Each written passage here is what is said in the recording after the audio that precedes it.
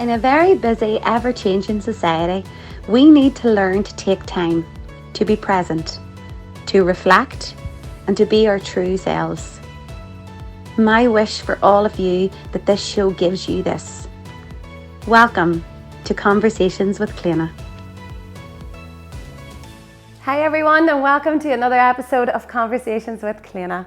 This week we have got the lovely, very talented author Emma Heatherington. Emma, thank you so much for joining us here today. It's lovely to be here. Thank you, Cliodhna. And you have brought your tribes, a few of your tribe I should say. Some of the book babies are here today, yes. Some of the book babies. Emma, what a journey. I am so looking forward to you sharing your journey here today. You are currently on book number 13. That's right. Lucky for some or unlucky for some, but it's been lucky for me, I have to say. It really has. Okay, so let's rewind. Let's go back to 2004 when that moment ignited within you. There was an author on a programme that you were watching. Yeah, I suppose my love of writing goes way back before that, but I think something just lit a spark within me when I saw Cecilia Ahern being interviewed on the Late Late Show one night, and it was way back, as you say, in 2004 when she was promoting her very first novel, P.S. I Love You, and I just got this overwhelming urge to want to do what she was doing, and I obviously read her books, and I had been an avid reader all my life, a big fan of people like Maeve Binchy and Marion Keyes, all those wonderful Irish writers. So I began to look into the publishing side of things and how you would go about doing this. I had no idea. I found out that she was published by HarperCollins. I found out that you needed a literary agent and all the behind the scenes stuff that people don't think about when they lift a book. But of course then I had to write one and I had to find a publisher and agent, which isn't so easy. That is unbelievable. So the action steps that you took to get you to where you are today really came from that fire in the belly? Yes, totally. And then, as I say, like when I begin to look back even before then, I can see that I was probably creating and writing for a long, long time before that. Even into childhood, I was making up songs on my wee keyboard when I was a very young teenager. I was writing music and poetry. I was making up short stories, but it's only whenever I look back now that I realise that was all, I was already doing all that. So I suppose it was already within me, and then it just took something that just to say, wow, I really think I could do this. Yeah, and there's a lot of fear barriers to get through there. A good government job, a family to look after. What do you think was the driving force? Was it the passion? Was it knowing that this was your purpose? Yeah, I think, creative people can't switch that off, and I was never going to settle until either I tried my very best to do that and either failed or succeeded. But I wanted to, yes, as you say, very, very young children at the time, 3 young children at primary school, a full-time, nicely paid government job, 3 miles from home. Everything was, very, very settled and going well, but it just would not go away.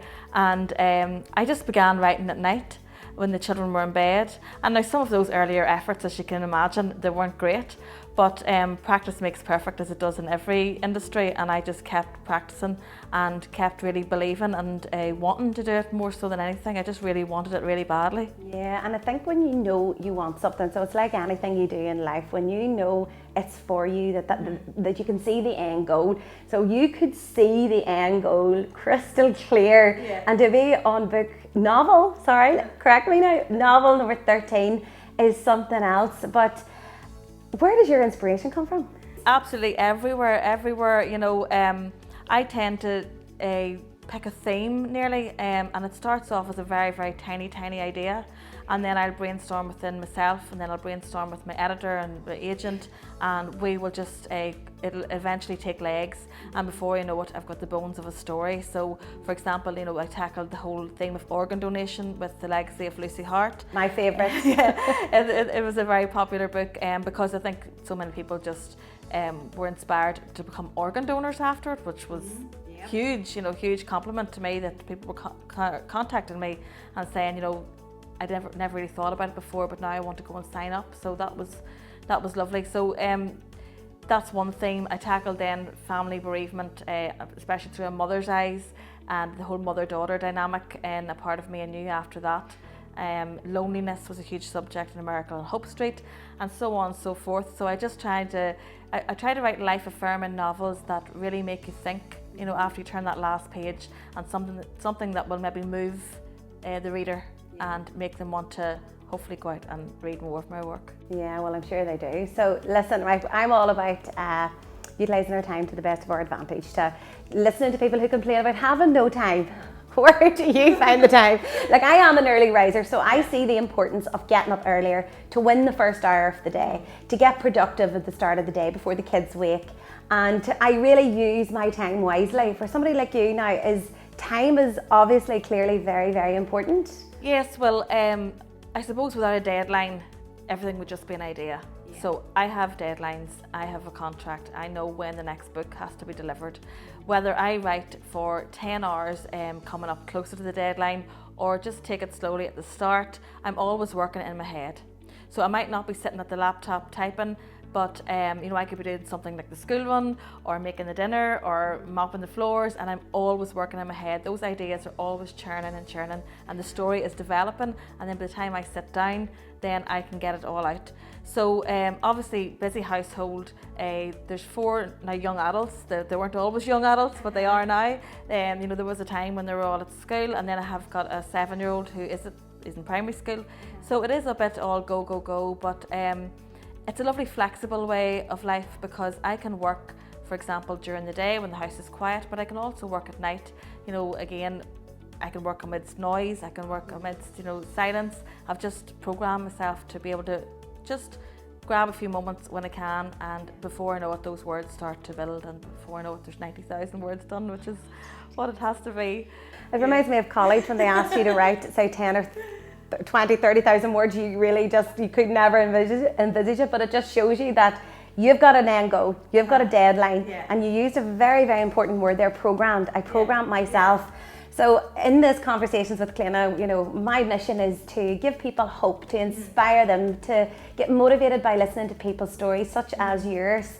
So to say that you had to program yourself to suit, it's nearly trying to remind people that you might have to program yourself into this possible new career, relationship, new goal that you want to set. What would you say to those people, that it's not a bad thing? No, it's certainly not. And like I said, I left a very, very comfortable 9-to-5 government pensionable job to follow my dream. Now, I would not necessarily recommend that everyone gives up their day job to follow their dream, but there are ways of working around it and taking baby steps to get to that end goal. I am at the stage now where I am writing full time and I'm absolutely loving it, but there were certain risks and it was scary, and it wasn't all a bed of roses. In fact, it was very often very, very frightening. But I suppose readjust in little ways that you can afford to, both financially and time-wise and family-wise, whatever other commitments you have.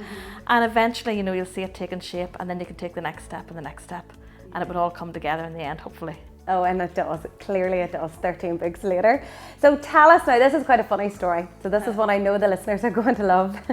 Tell us about Dairy Girls and what happened online one night as you were scrolling the internet. Tell us that story. Yeah, this goes back a few years ago. So I was in need of a literary agent. And to get one of those, it's very, very hard. But I had a few in mind that I really wanted. One of them was an agency in New York called the Bent Agency, and I used to follow them on Twitter, and especially the lady who owned it, called Jenny Bent. I didn't know how to get her. Like, she was, I suppose, she was up there to me. Yeah. So there I was sitting one night watching one of my digital books going up the Amazon ebook charts in America, and Jenny was on Twitter and she tweeted, and it was quite late at night. And she tweeted that she was watching this wonderful new drama called Dairy Girls, but she would need a translator to know what they were saying. So of course I spotted this opportunity, and I tweeted her back and I said, "Can I help? I'm from Tyrone, which is near Derry." And she tweeted back, "Why are you up so late?" And I was, opportunity number 2, because I'm watching my book climbing the American charts, and I'm also in need of a literary agent. And then she came back straight away and she said, "I have a London office, please contact them tomorrow and I'll tell them to expect your email." Within a few months, maybe even weeks later, I was signed with the Bent Agency, and the rest is history. That is just, thank you, universe. And that was you listening to your gut. That was you using those opportunities, even so late at night when your mind was focused on something else. You seen an opportunity, and some people don't. Some people kind of ignore opportunities as, "I'm being too shy. I'm too awkward. I wouldn't be right for that. She might laugh at me. So they do get a wee bit paranoid sometimes about jumping for those opportunities. Yeah, I've always had this motto that if you don't ask, you don't get. And you know, what's the worst that could happen? She just, you know, she could have ignored me. She mightn't have replied. But, and maybe if once I had submitted my work, maybe they wouldn't have taken me on. But, you know, I had absolutely nothing to lose and everything to gain. And I think that's the way I suppose I've progressed, is to always just keep pushing at those doors, taking those chances, spotting the opportunities and not letting them go. Well, that is amazing. Now tell us about your latest novel, The Promise. Yes, very unique. It is, yes, and this book's very special to me. It's the first time, I suppose, that I've deliberately located the story right here in County Tyrone, where we're from. It has a very tragic beginning in that the two young people in the story meet on the day of the Omagh bomb. Kate is a Catholic girl from a sprawling housing estate, and David is the son of a church minister, and he has lived a very different life. Their paths aren't likely to cross until this day, where they find themselves huddled in a doorway, sheltering from the bomb and the after effects. They help each other. They have this wonderful moment, and it's one of my favourite things I think I've ever written. And when they're taken away in the ambulances in separate directions, they make a promise that one day they will meet again. And so we follow their story over the next 20 years, the wonderful bond that they formed on that very tragic day, and how all these boundaries and all these hurdles come against them and their relationship. But the whole theme of the story is that love doesn't see race or religion or colour or anything like that. True love will always win in the end. So it is a very, very, I suppose, heartwarming, heart-stopping, heartbreaking love story, and it's just out right now, so people are starting to read it and come back to me, and I'm absolutely loving the reviews I'm getting. It's brilliant. So if someone like me, possibly, you never know, could be a book in me, there's a book in everyone, how would anyone begin the journey on writing a book? Well, looking back, Cliodhna, when I started out, I knew absolutely no one who did this. No one. There was no social media.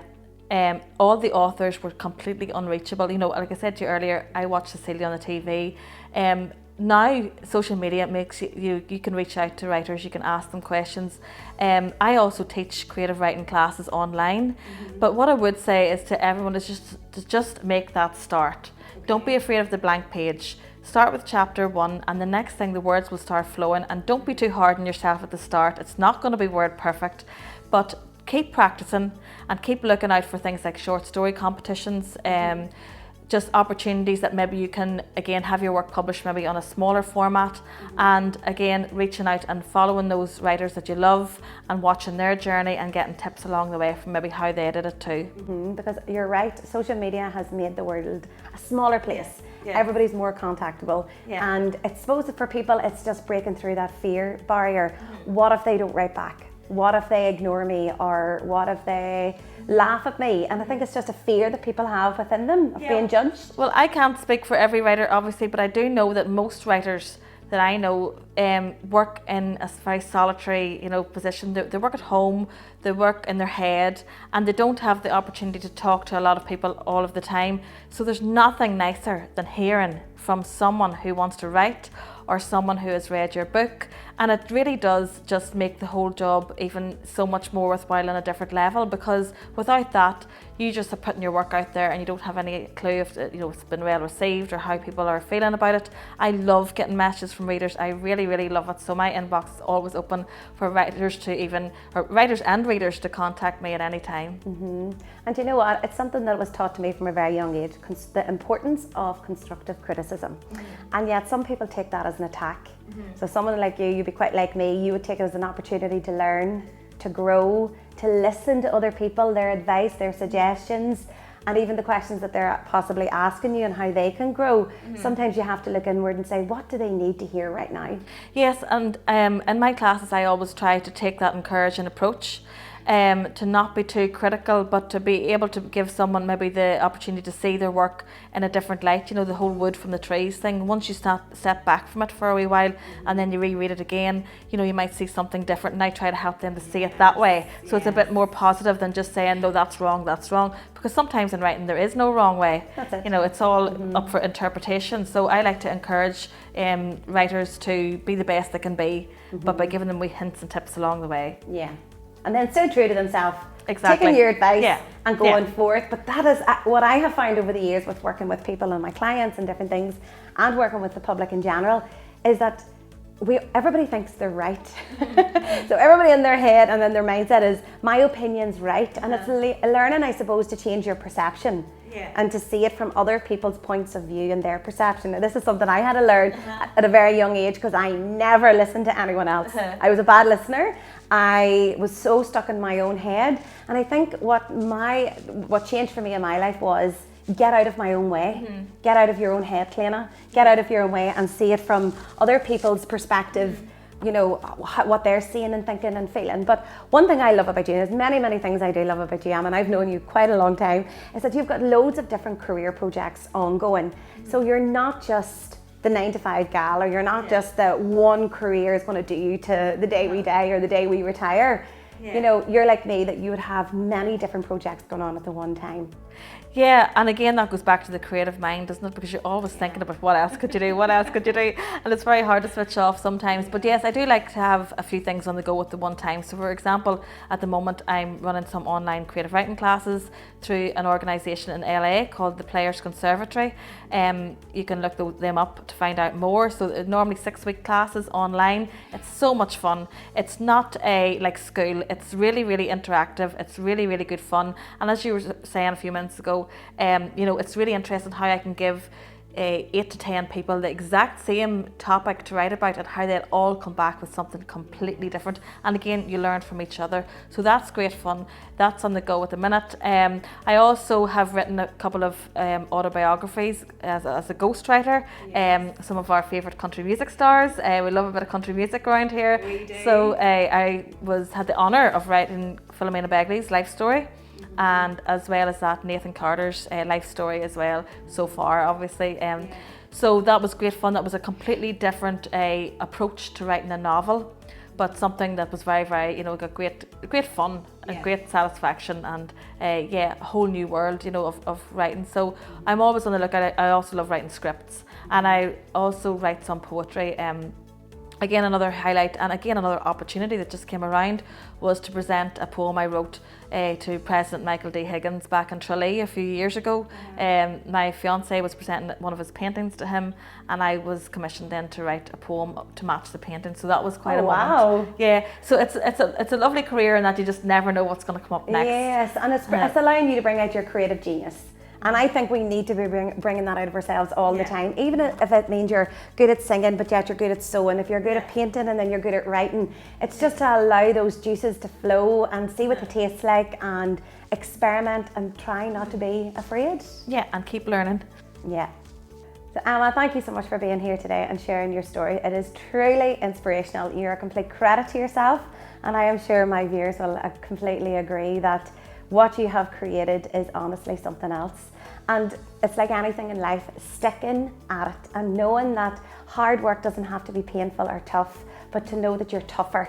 And I think that was a very clear message that you gave us here today. Thank you so much, Cliodhna, for having me. Thank you, Emma. And many thanks to our production team here, our sponsors of the show this week. That's us for another week. We'll see you next time on Conversations with Cliodhna.